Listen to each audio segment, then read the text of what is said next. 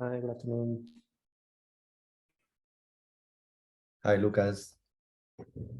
Can you hear me well? Yep. Okay, that's perfect. Let's give a couple of minutes more to the people to join us, and we can start.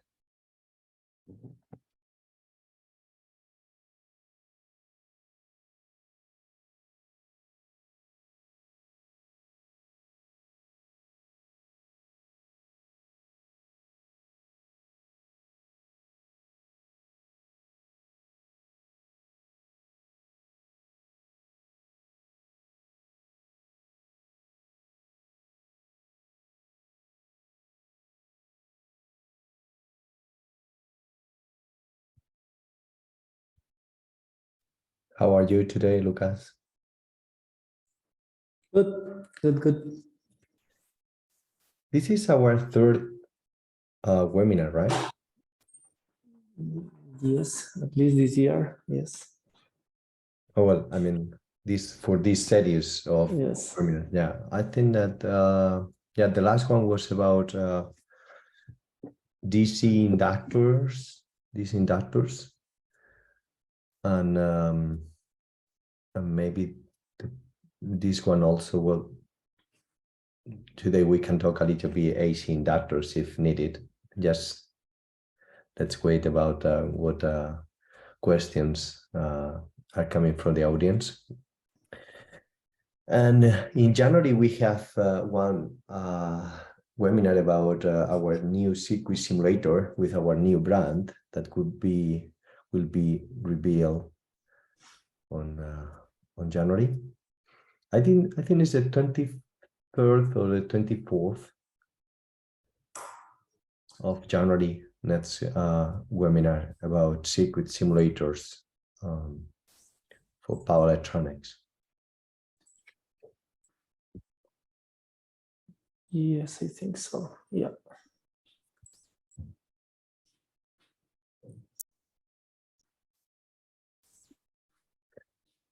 Okay, 1 minute more and we can start.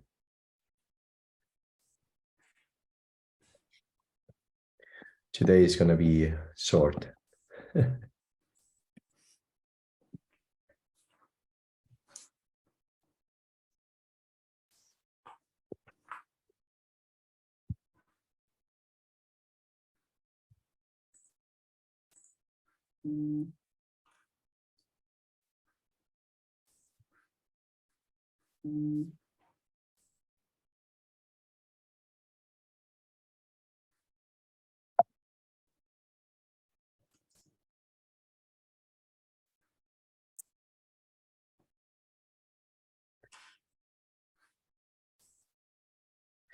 Okay, let's start.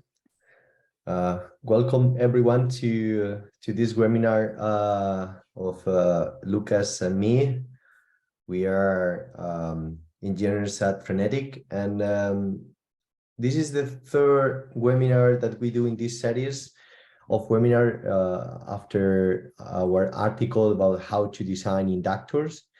But today we are going to focus we are going to do in a different way, because in the last one we didn't have time for questions, and I think that is quite important to, we would like to listen to your questions and try to answer.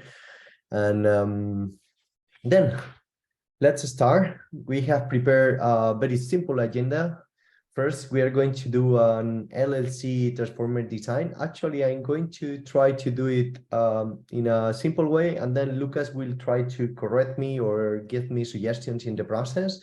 It's going to be very fast, and then we move to Q&A during the rest of the time. Maximum, we would like to do less than total 1 hour of the webinar. Then let's start.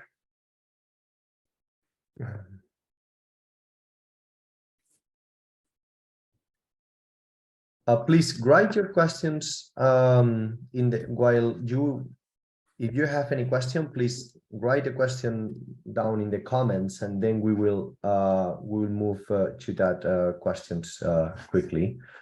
I'm sorry, just setting again.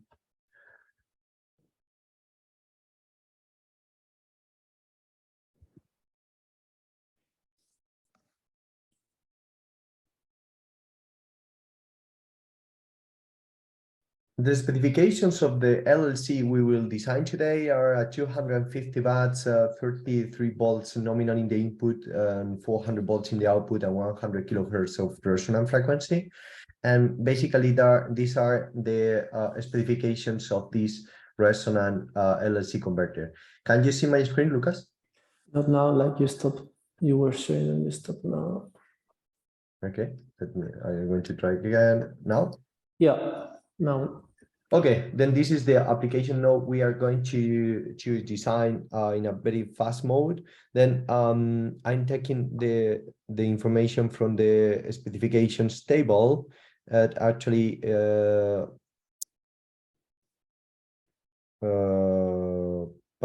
here. Then the key here in the calculation for the transformer is the input voltage range. Well, as you can see, there is a range between 18 volts and 36 volts. Then we run a simulation in our circuit simulator online. Then you can just, download the waveform here of the transformer, or run, or do whatever you want. But to do fast, I already moved to Frenetic, and then I run the simulation. Well, I put the values of the simulation here. I generate the waveform and I generate some designs. And the interesting thing today is that I'm going to start the simulation with a component that is already in our library. Because here you see you have the custom designs, and then here you have the library designs, are designs that are already built, tested, and you can order a sample immediately. It's something you don't need to work on the customization of the mechanics or anything. Then this design is using ETD 29, 6 turns in primary. And this is the configuration, 2 chambers to get the decided leakage inductance needed. It is 2 microhenries. And actually here we can see the leakage inductance of 1.6 microhenries, more or less. And then the point here is that now that we have cleared the component and is giving us good result for these inputs, it's like giving 1.8 watt of losses, 63 degrees. I'm going to just simulate what's happened to this component if I move to another critical point, like 18 volts in the input, and have power. I will add the waveform and then run the simulation, and let's see what's happened with the losses. And let's give a few seconds to run the simulation. Well, Lucas, usually in LLC converters, just to put, maybe you can explain in the meantime, what is the reason I'm doing this different operating points in LLC converters? The thing with LLC converters is that we have 3, let's say, operating conditions. The nominal one that you have before, which is the good one. So this means you are very close to the resonant frequency. So the waveforms are sinusoidal. You have almost the same current. Let's say the current in the primary and the secondary, let's say, respect the ratio. But when you go for the minimum input voltage in the let's say in the input DC link, or you go for the maximum output voltage in the output of the battery, then this means that the frequency is going down.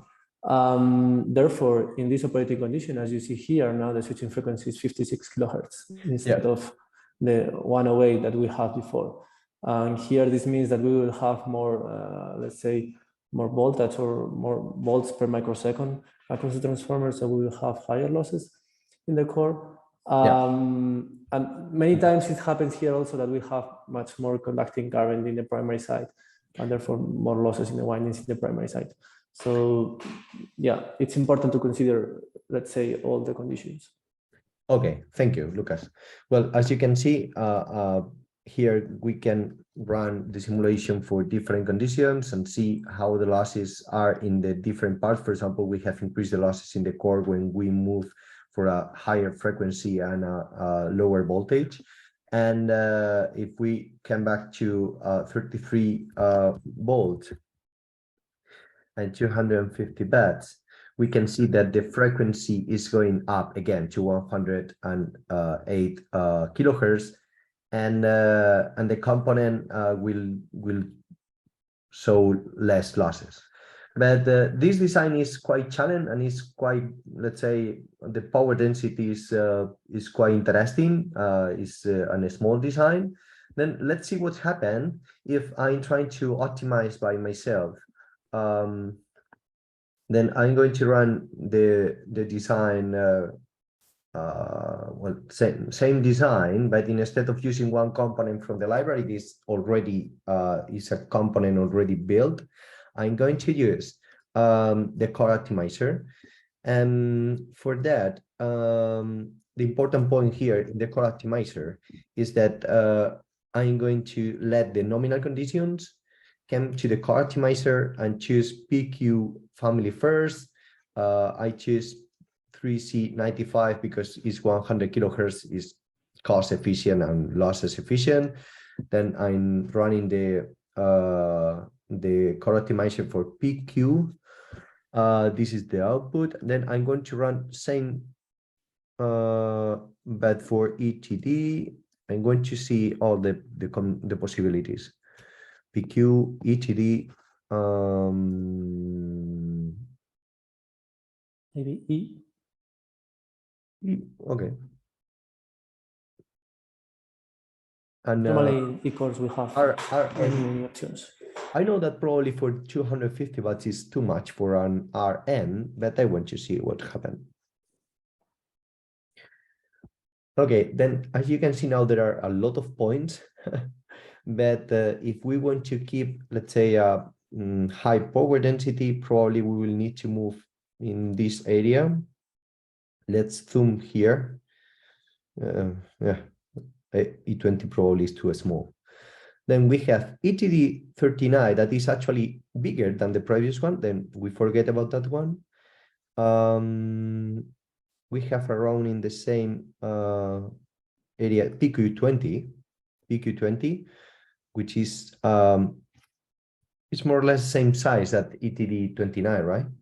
Well, it's a little bit smaller. I mean, there is like, yeah. If you see the power density, there is like 32 kilowatt per liter, and if you go to the 29, it's going to be a little bit smaller. Yeah.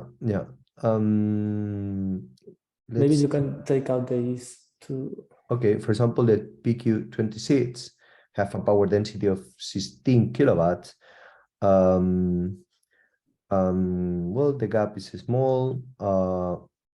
The magnetic field 126 millitesla, well, is fine. Loss is 0.8 watt in this one. Okay, then I'm going to choose this one. I'm going to run same thing, PQ26, but you see exactly the number of turns to choose. 26, 25. 25, 150. 150 is okay, Lucas? Yeah, at the end here, we will get a plot, and the minimum value would be this one. So I think it's interesting to increase it to 300 and see how is the evolution of the losses. So maybe with 300 is going to be more convenient. Yeah. Okay. Okay, then with the different turns and the optimized gap, here we can see the different, well, this is losses and this number of turns for obtaining the same inductance, that is 12 in the magnetizing. Okay, and this is 4 turns, 1.4 watts. This is too much.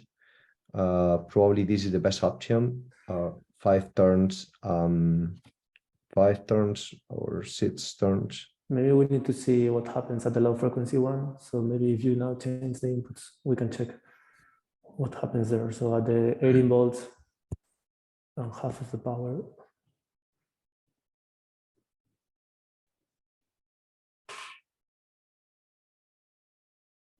Okay, what I'm doing right now is I change the conditions, but for the same core, I'm going to see what's happened in these conditions. For example, for this core 5 turns, the losses when we increase are changing, yeah, because this is 5 turns. The losses are changing a little bit.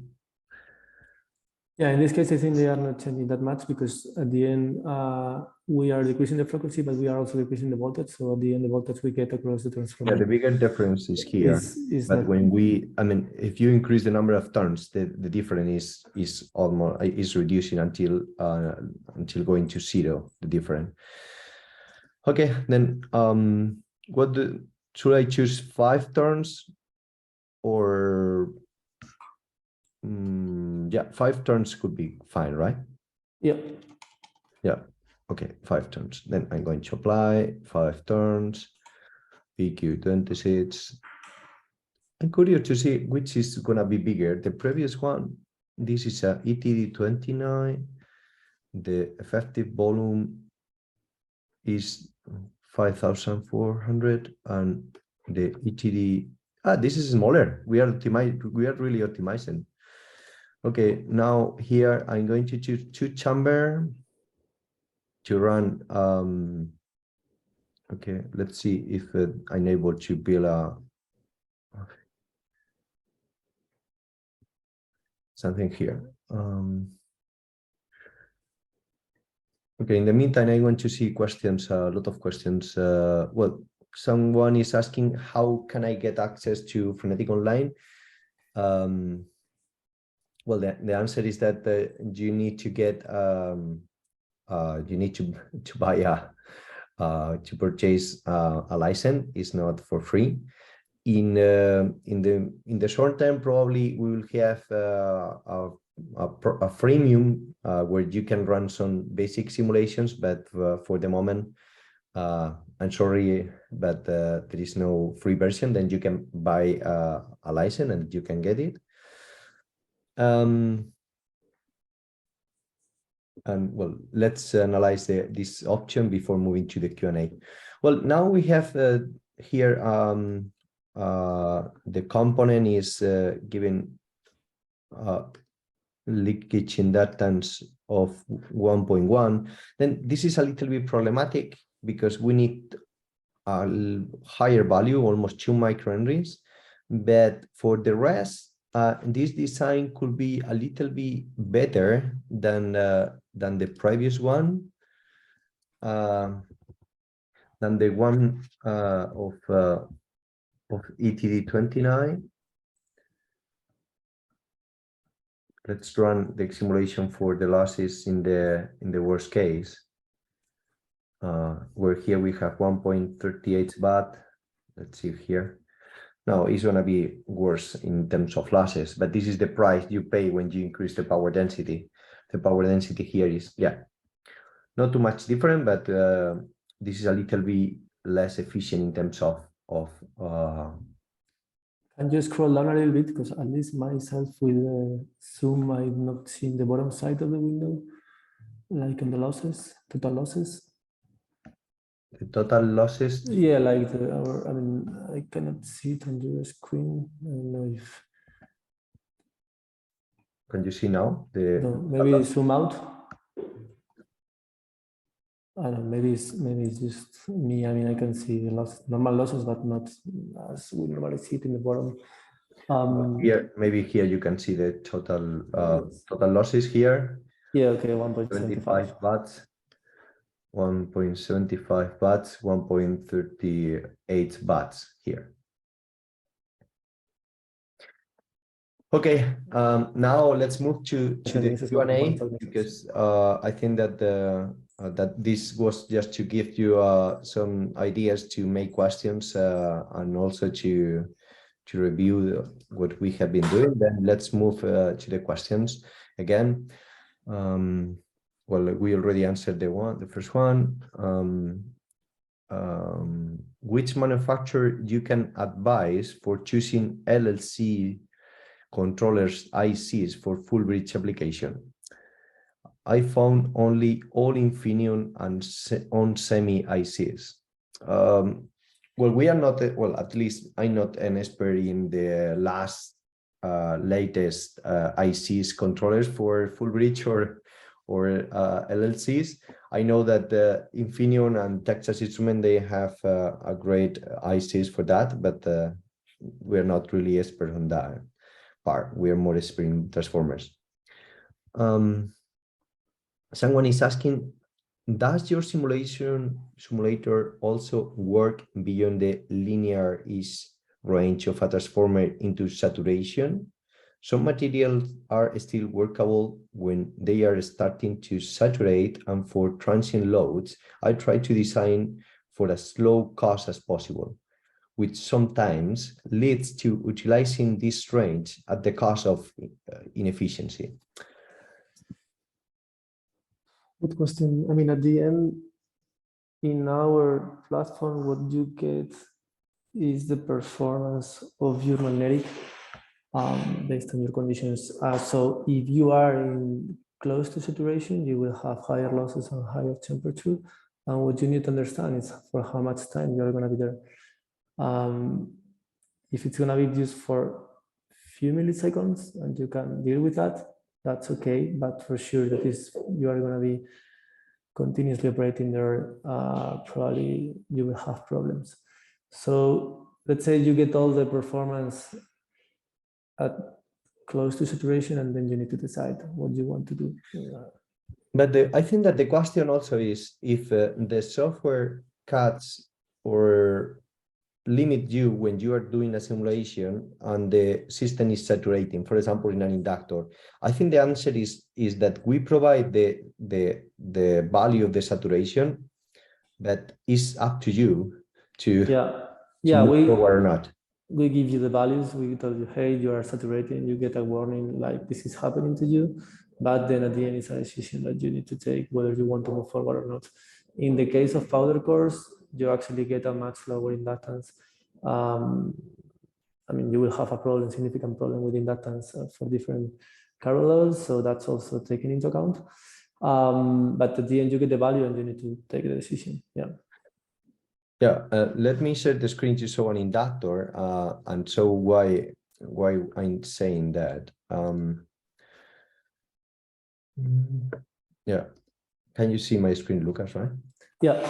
Well, this is an inductor design. And in this inductor design, if you go to the core, you can see that you see the saturation current for 25 degrees and 100 degrees. You see that these 21 amperes and 18 amperes.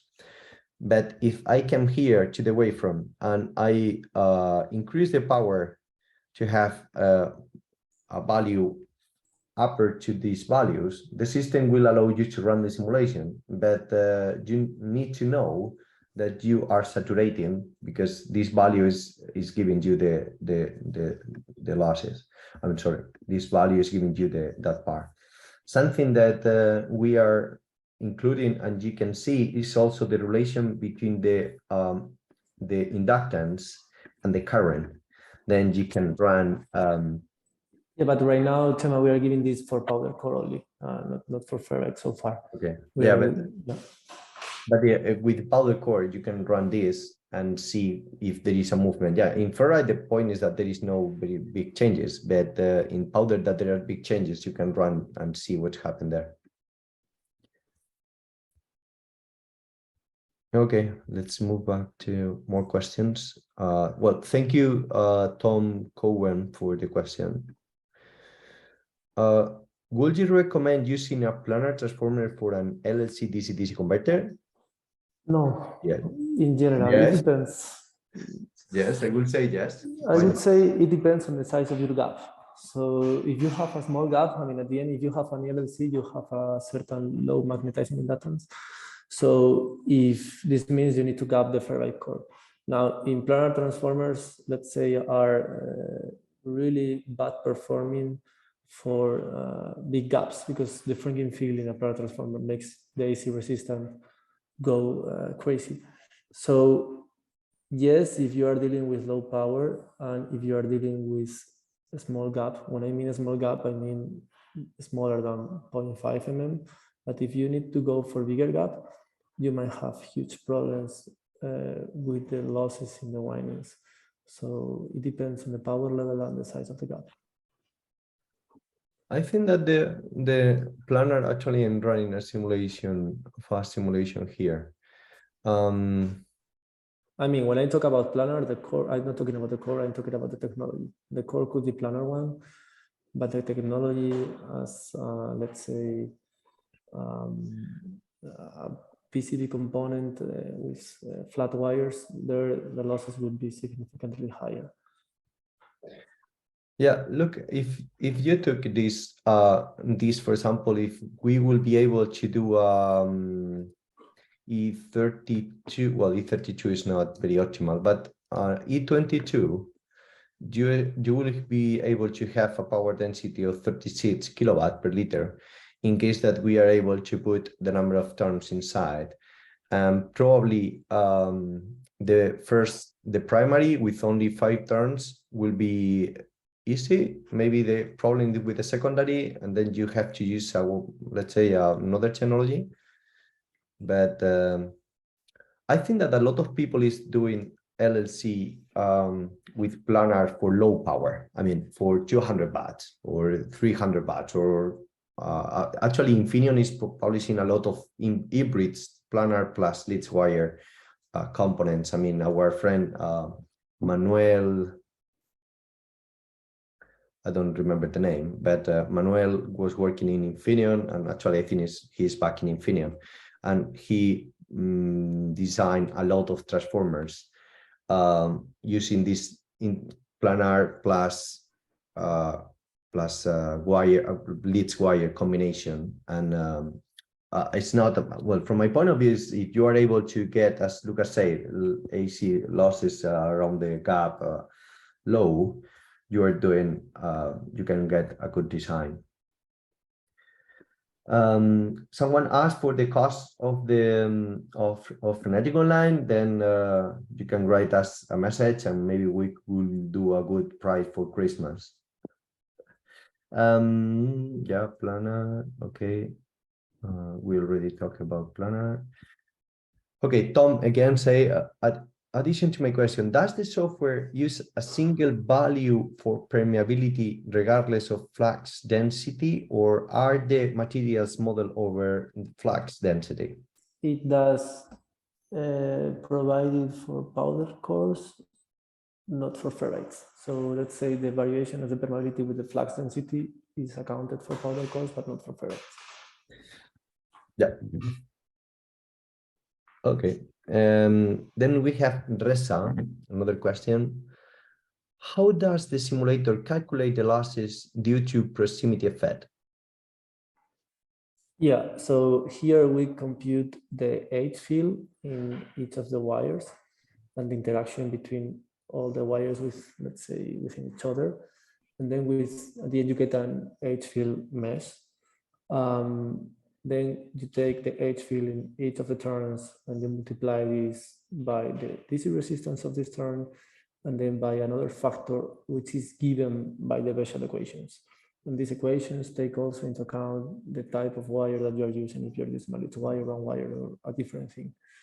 So it's kind of a little summary of a very complex calculation. But maybe it's good also you comment the origin of the technology. Yeah, I mean, this is a model from ETH. I mean, we are not inventing things. At the end, there is the ETHs of Zurich always doing their huge, amazing work, and this is one model from them. This is from Jonas, right? Yeah. Yeah, Jonas, one of our let's say partners or colleagues or technical collaborators. He did the PhD at ETH, and actually he was the founder of Gecko Magnetics, and they built this proximity effect models. And also the question is by analytical equations. Well, yes, I mean, are analytical equations. I mean, they don't need anything else. The complexities in how to model the positions and all this part, that is something still we are working to improve, to consider all the positions of the wires, like in 2D, 2 chambers or 3 chambers, and the effects in the different dimensions. Another question is, do you look into any coil design for wireless power applications? From Johan. Well, I'm sorry, Johan, I would love to work on wireless power, but I have no idea. Well, I know how does it work, but we are not doing any design for the moment. We tested a couple of years ago doing some experiments, but it was just having fun, but not as professional as the people is doing today that are great products. Lucas, do you want to say something? No, I mean, it's just not our areas of expertise. We know it, we know how it works, but we cannot, let's say, be as good as we can be in other type of technologies.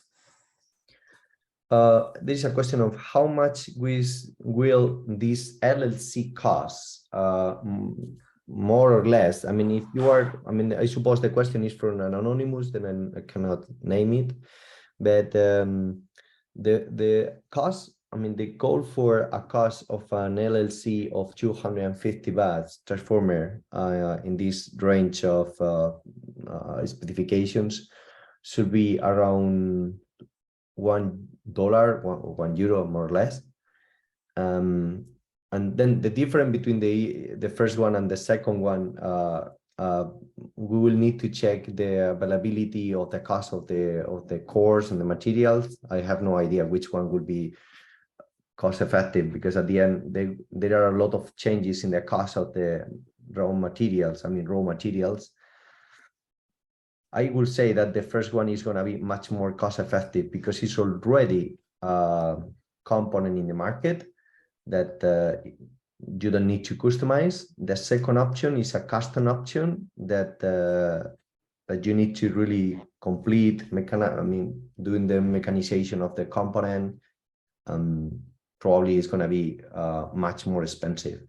In any case, here in the call, we have some manufacturers that probably they want to add something of this point, because I can see in the audience manufacturers that maybe they can tell you something about that.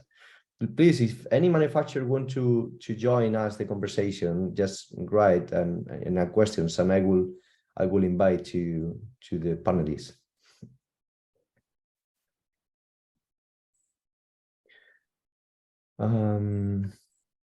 Okay, then I think that for the moment we have answered most of the questions already on the call.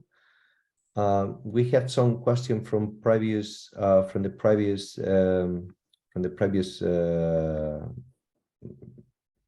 previous webinar. In the meantime, that someone is asking questions, I'm going to come up with these questions. Well, this is same question someone did. Can you answer this one? How are you determining the temperature rise?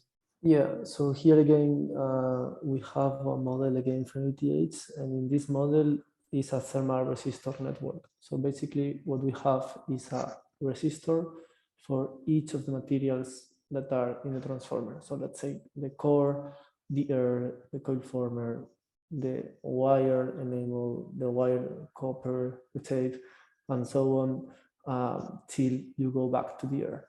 And then in that thermal resistor network, what we do is we take the source of losses, so primary layer, secondary layer. You build an electric circuit, and solving the equations there, you can get the temperature at any point of the magnetic component. Yeah, I mean, at the end, is building a model of a thermal model using like electrical, let's say, analysis similar to electrical analysis. Okay, is there a rule of thumb to know when it is necessary to use lead wire? Good question. First, I would say is to take a look at how much AC current you have. Like, are we talking about 1 amp or are we talking about 300 amps? So what is the let's say, the amount of AC current that you have and the frequency of that current? So if you go above 50 kilohertz and you go above 5 amps, probably you would start using lead wire. But it's not always the case. So I would say, of course, above 100 kilohertz for high AC ripple, you need to go for lead wire. But if you have a small AC ripple, because it's a small component, the round wire is going to be cheaper, like for instance, for PFC inductors. Yeah. Lucas, and just one question about this, just to discuss, because I know always when we work with inductors, I think that a lot of people is using, especially using simulators, especially our simulator, a lot of people is using lead wire because it's more, let's say, I don't know, it's more optimal for losses. But for inductors, working in the range of 100 kilohertz, if you are able to get one, maximum 2 layers in the winding, I will choose always brown wire. I mean, is at the end you are doing a trade-off between skin losses, proximity losses, but the cost, probably the cost will be much more cheaper for the round wire, and maybe you are not getting a lot of benefits that you expect, especially for inductors, that you are able to get to just 1 or 2 layers. I mean, not more layers, 1, maximum 2.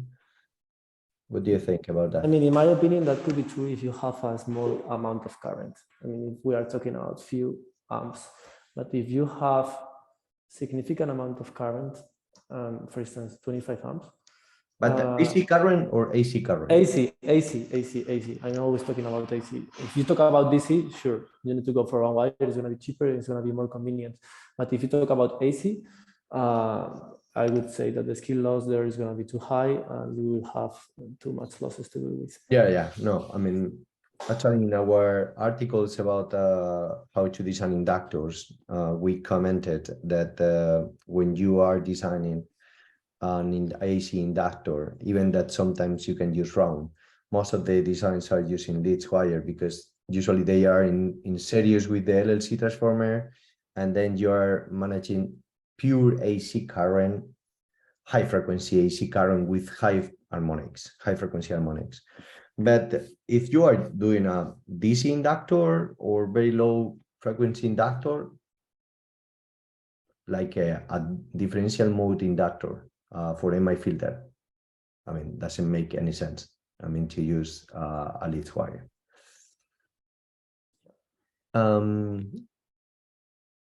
More questions.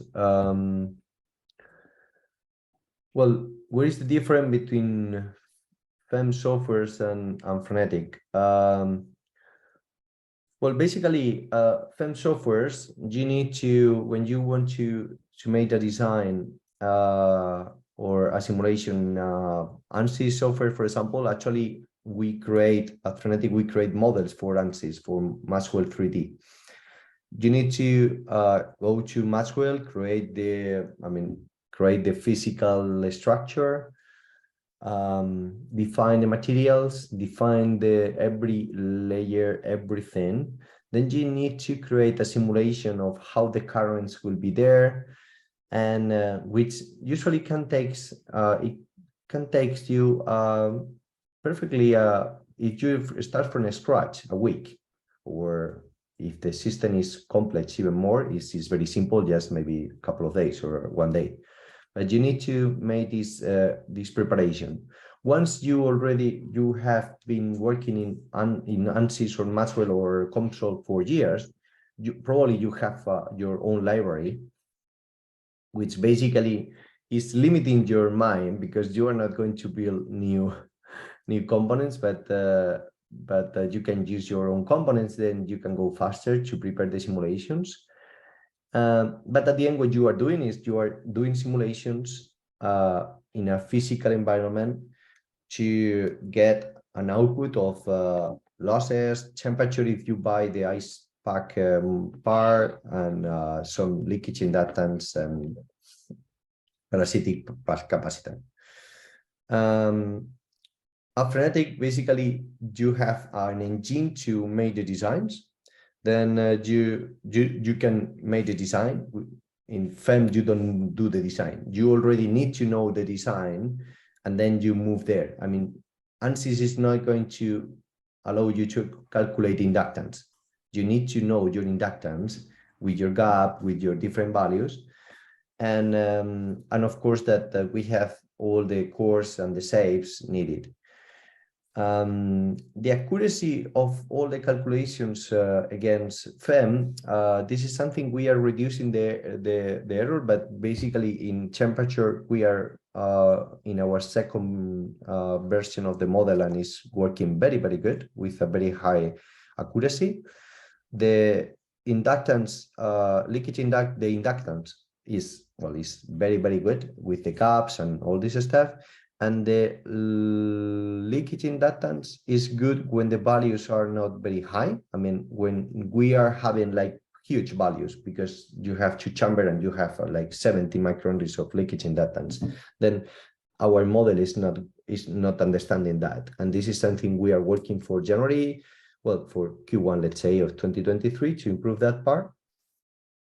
And that's all. I mean, basically one is doing simulations and one is doing design plus simulation. Then you have to balance or make a trade-off.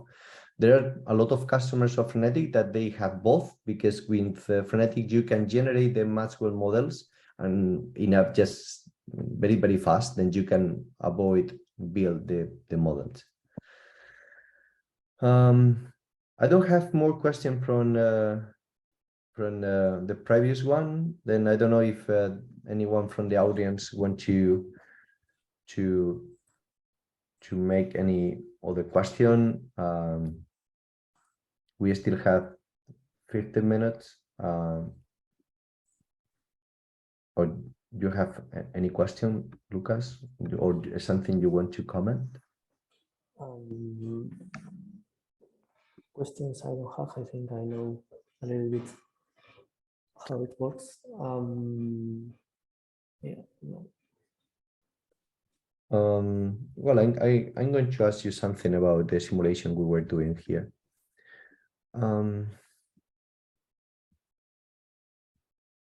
Sorry, here. In this transformer that we are trying to optimize respect to the transformer design at the beginning. Well, we have a question. How do you build an ANSYS model in Frenetic? Well, good question. It's very easy. Once you make the design and you have the core, the windings and everything, you just come here and ask for the model, and then you request the model, and then in a few hours you will download the model, and you just run the model in your system. Thank you for the question. No, Lucas, I was also just coming back to my question.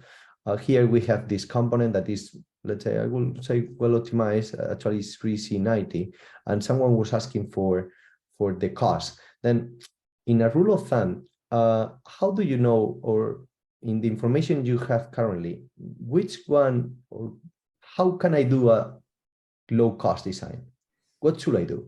For example, I have this design, I have this one. Of course, this is going to be cheaper because this is already in the library. It's probably $1.5, even giving or free samples. But if I want to design, I know I have a high quantity of designs and I want to design here a low, I mean, the cheapest possible design, what would you do? First, I would choose an E-core because E-cores are normally the cheapest cores. So this would be my first, let's say, change to go for an E-core. That's for sure. In terms of materials, I mean, there is certain difference. For instance, 3095 is the, let's say, it's a really good cost performing material. But if you go, for instance, for 3097, it's going to be better in terms of performance. So 3095 is already, I would say, good in terms of cost. Maybe 3094 or 3090 are cheaper. 3C90 is cheaper? I think so. I mean, at the end, this needs to be double checked with the supplier because sometimes also this material is not longer available. 3095 normally is a very standard, very standard material that they have in almost any shape. So I would say E-core 3C90, 3C95 could be a good option. Yeah, that's what I would do to reduce the cost in terms of the core. And then in terms of the windings, well, here first, it depends. You need to talk with your manufacturer whether they want to have a 3-leg gap or cutted ferrite, because this is not a straightforward thing. Sometimes it's cheaper one, sometimes it's cheaper the other one. And then for the winding, I would change, the thicker the strand diameter. So instead of 0.07, 0.1 is going to be cheaper. So that's what I would do. Took first an E-core and then go for, let's say, thick strand diameter of the lead wire.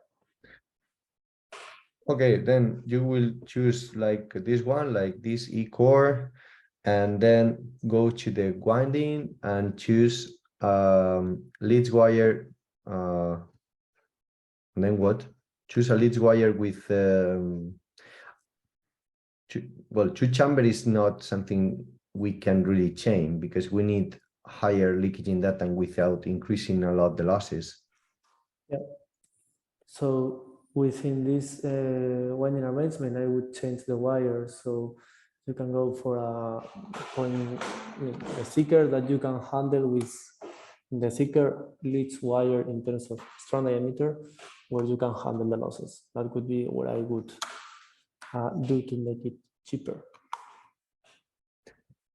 Okay, well, in the meantime, we have a question. What is the power range that you can simulate in the software? There is no limitation in terms of power more than what the material can handle. I mean, you can simulate a few milliwatts. I mean, we have from the minimum size of the core, I don't know if it is 5.3, and the maximum size you can stack cores and you can build your own custom E-core. So let's say you can do any power level. Is more related to because the models work the same, is more related to the frequency, I would say. Like if you want to do 10 megahertz, then it's not going to make sense probably for a ferrite. So I wouldn't say there is a restriction in terms of power, but what your design can do with that. Yeah. Okay, then for improving here the cost, what should I do? So let's go to the primary winding. 6 layers, 6 turns, 3 layers. Probably this 0.08, we could increase it. So 1.18, give me 1 second. 1.18.1. So if you take, for instance, instead of that wire, you could take a 65 times 0.12. 0.12 there. And 65 strands. And why this is because as smaller as let's say, I mean, I just gave you the same wire diameter with bigger strand diameter. So if you run this, you will see that the wire width is still 1.18 or closer to that value, but with a thicker strand diameter. And the thicker the bigger the strand diameter, the less cost.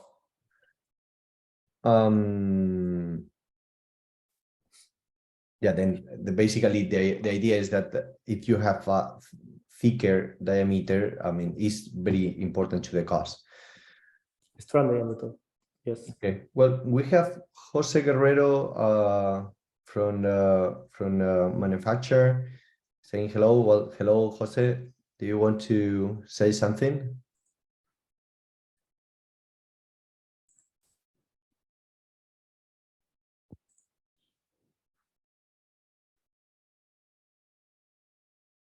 I think that he wants to share something with us.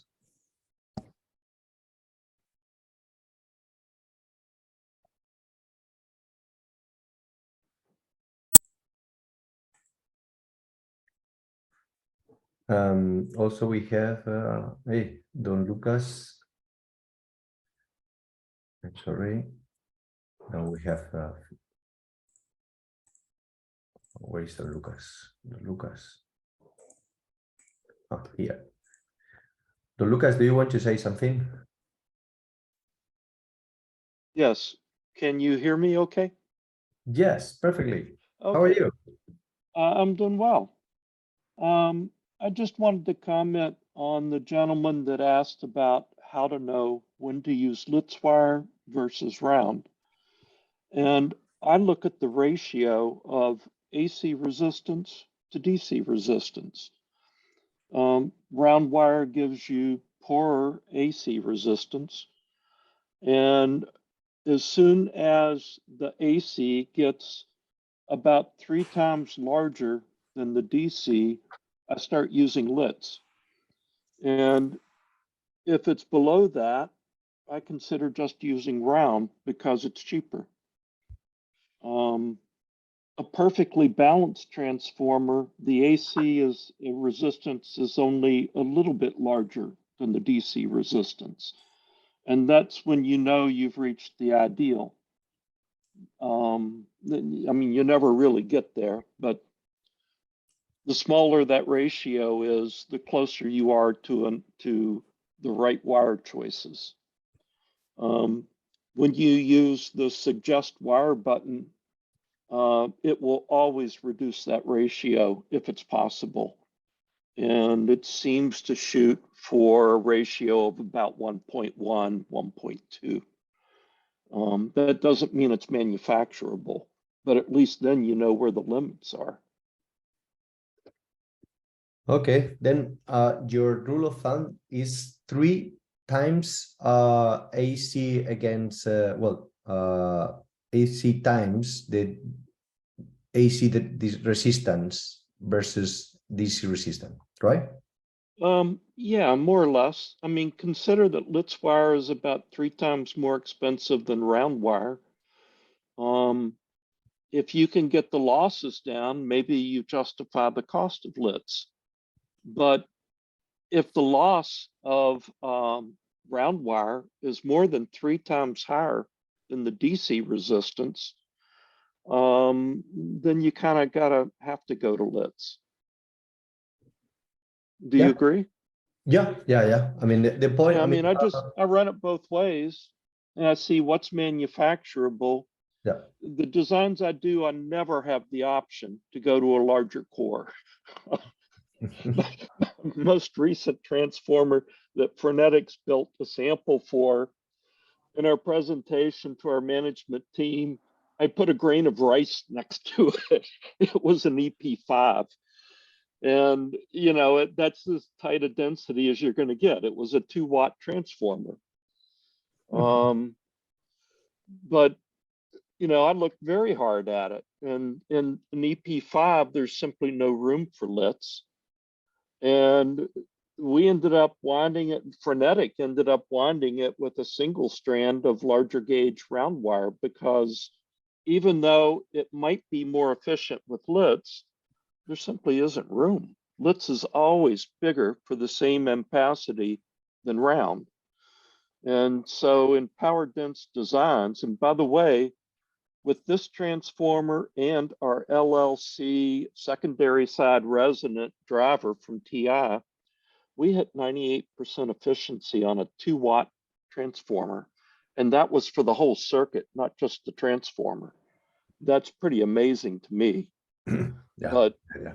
that was with round wire. Yeah.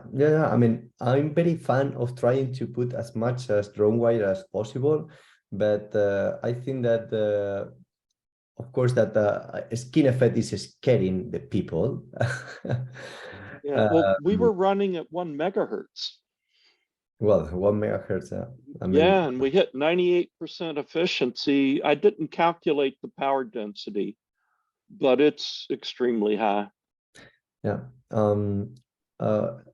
I think also that there is always a question, like in the old times, people were using the rule of thumb of don't use more than 5 or 6 amperes per square centimeter. And this is totally right for DC currents. But when you move to more AC currents or higher frequency, this is not, I mean, of course you have to take care, but I have seen designs with 10 or 12 amperes of amperes with a square centimeter and are working perfectly. And I have seen 4 amperes square centimeter not working at all.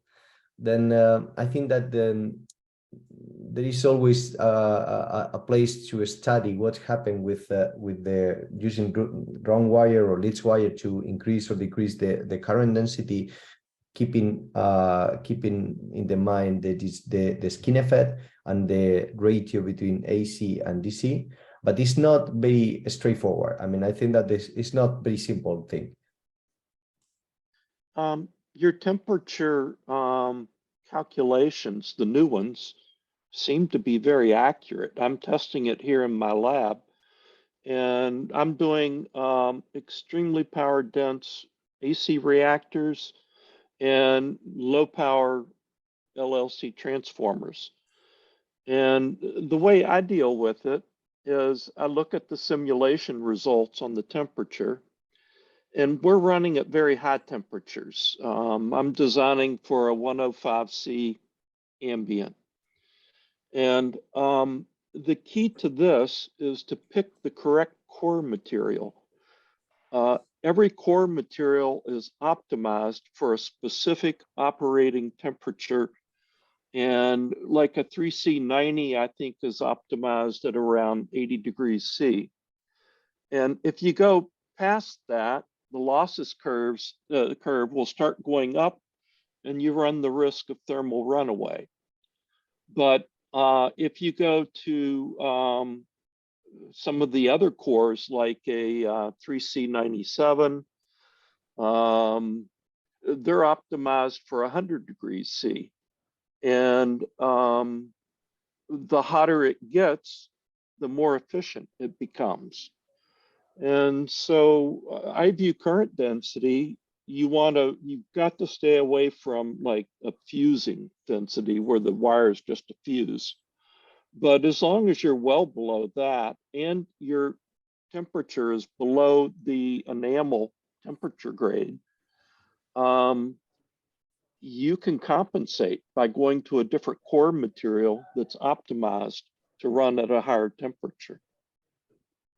Yeah, and Jay, by the way that you, Don Lucas, you are here, I want to ask you a question that always we are, let's say, fighting. The losses breakdown between core and winding. I'm not very fan to have 50% and 50%, or at least something very similar. But not everyone is, let's say, agree with that. What do you think? Well, the rule of thumb that I went by years ago when I was designing with Met glass was that it's safest to avoid thermal runaway if the core is running hotter than the wire. I mean, the wire is always going to be at least the core temperature. But if all of your heat's coming from wire, the wire is heating up the core and you may go past where it's thermally optimal, and then you run the risk of thermal runaway. So in the designs I'm doing, well, AC reactors, there's almost no core loss, you know, and we're running at 250 kilohertz. But because it's an AC reactor, there's very little ripple current at 250 kilohertz. So the core losses are near zero and the winding losses are sky high. But in general, on a transformer or inductor where the ripple current is causing a lot of the loss, I try to keep them more or less equal. I feel it's optimal if you can balance your losses between core and winding. If you see real high winding losses, it generally means that you're using too large a core and putting too much wire in it. Well, assuming it's a lot of turns. The other Lucas, what do you think? I mean, normally I look at this as, let's say, application related. So it's not the same to have pure AC, then it's going to be kind of 40%, 50% balanced, than to have a digital, which is going to be like 5% in the core, 95% in the winding. So I always look at it as what is going to generate the losses. And if it's almost AC, it's going to be 40%, 50%. But if not, that's not going to happen. And then the second thing is, what is your turns ratio? Because if you have a 10-to-1 turns ratio and you are fixed to that, then probably you will have maybe low power losses in the core because you are, let's say, forced to give turns a certain number of turns. For instance, imagine a turns ratio of 30-to-1. You need to do 30 turns, and that's it. So this means that you might have low core losses because you need 30 turns for that ratio. So I would say I wouldn't try to force the design based on a certain balance. I would just try to understand my application and see where the source of the losses is. No, but I think that this is interesting, the comment of the Lucas, like if you analyze what happened with the winding, I mean, if you need to move the losses from the winding to the core and then to the core to outside, and also in the core you have losses, I always feel like, and I didn't do a complete analysis in detail, but it's much more complex to get out the heat from very inside of the winding that of the core, especially if you have any kind of, I don't know, potential, I mean, heat sink, or just even connecting the component to the PCB board. What is not very common is to take out the heat from the middle of the winding, and of course I'm assuming a transformer where you can balance. Of course, I mean, this inductor doesn't make any sense because of course the core is have very low losses, usually with low AC changes. Okay, I think that we are running out of time. Some of you need to go to other meetings or other events. Thank you very much, Don Lucas, for your participation in this webinar, and also thank you very much everyone coming today to join us to spend 1 hour talking about magnetics and talking about designs. We will be back in January with another webinar about circuit simulation and connecting the circuit simulation of the power supply with the magnetic design. We are preparing very nice things for that. In the meantime, I just want to say Merry Christmas to everyone. Happy New Year for those that have the opportunity to have holidays. If not, well, enjoy what you will be doing on the New Year's Eve, and see you next year. And well, again, thank you very much. Thank you, Lucas. Thank you, Lucas. Thank you, all of you. And Thank you. see you on January. Have a happy holiday. Thank you, Lucas. Thank you. Bye. I joined the meeting late. Are you Dr. Molina? It just says Frenetic. I'm not sure who you are. Yeah, we are Frenetic. No, but Yeah, yes, but he's Molina. who- He's Molina. Yeah, he's Molina. Okay. I'm face blind, literally. I was injured. So, it's hard for me. Okay, thank you. Well, next time I will change my name here. I will put Thank you. my real name. Okay. Thank you. That makes it so much thank easier. you, all of you. Thank you. Thank you. Bye.